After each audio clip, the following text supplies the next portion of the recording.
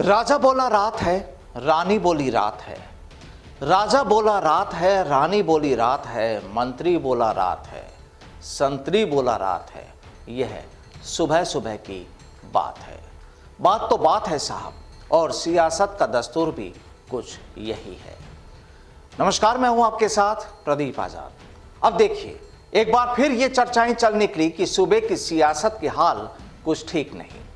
कल से शनि भी राशि परिवर्तन कर रहा है और पूरे 2.5 साल इसका असर देखने को मिलेगा, ऐसा ज्योतिष कहते हैं। लेकिन यहां बात ज्योतिष की नहीं बल्कि सियासत की ही होगी। उसी सियासत की जो पिछले कुछ दिनों से सूबे की कांग्रेस में छाई हुई है। दरअसल पिछले दिनों सूबे के मुखिया अशोक गहलोत और पूर्व डिप्टी सीएम सचिन पायलट ने कांग्रेस हाईकमान सोनिया गांधी से जो मुलाकात की है, उसके बाद से तो राजस्थान की हुकूमत को लेकर चर्चाओं का बाजार गर्म हो चला है। हालांकि सूबे के सरदार ने पिछले ही दिनों यह भी साफ कर दिया कि लोग अफवाहों पर ध्यान ना दें। उन्होंने तो सोनिया गांधी के पास अपना इस्तीफा छोड़ा हुआ है।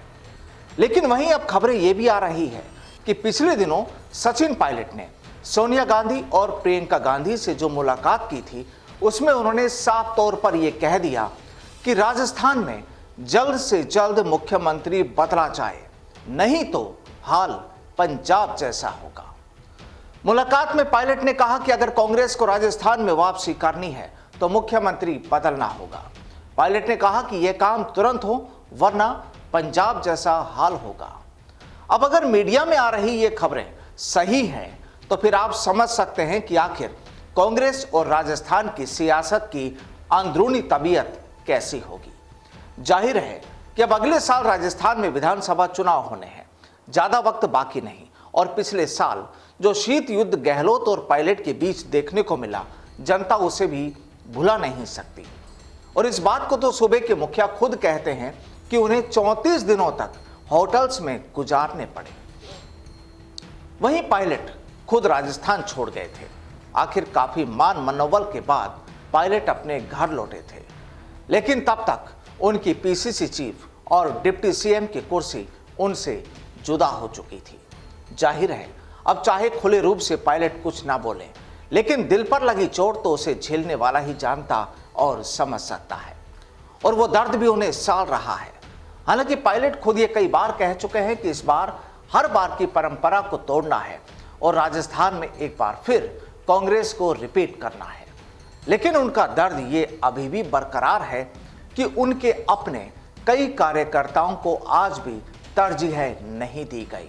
बात सियासी नियुक्तियों की। खैर साहब, दर्द तो दर्द है, कभी भी उठ सकता है। अब हालांकि कांग्रेस आलाकमान और सूबे के मुखिया उस दर्द को कम करने के लिए कई बार हल्की फुल्की सियासी पेन किलर तो पायलट को दे चुके हैं, लेकिन लगता है कि पायलट को जो अपना सियासी दर्द खत्म करना है, उसके लिए उनकी चाहत काफी बड़ी है, यानी बड़ी दवाई की जरूरत है। और वहीं अब लगता यह भी है कि अगले महीने राजस्थान के उदयपुर में कांग्रेस के होने वाले चिंतन शिविर में भी उन्हें कुछ राहत मिल जाए।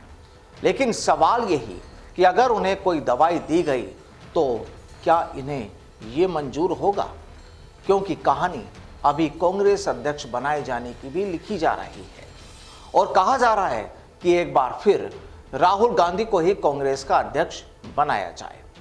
अभी हालांकि साफ तो नहीं, लेकिन लगता है कि उदयपुर में होने वाले चिंतन शिविर में अध्यक्ष को लेकर भी मंथन होगा, चिंतन होगा। लेकिन सवाल यही कि अगर पायलट ने सोनिया और प्रियंका गांधी को वाकई में ही राजस्थान के लिए चेता दिया है, तो फिर अगली तस्वीर इस सूबे की कैसी होगी, ये देखना भी दिलचस्प तो होगा ही। और किसी ने ठीक ही कहा है कि सवाल जहर का नहीं था, वो तो मैं पी गया। कि सवाल जहर का नहीं था, वो तो मैं पी गया। तकलीफ लोगों को तब हुई जब मैं फिर से जी गया। नमस्कार।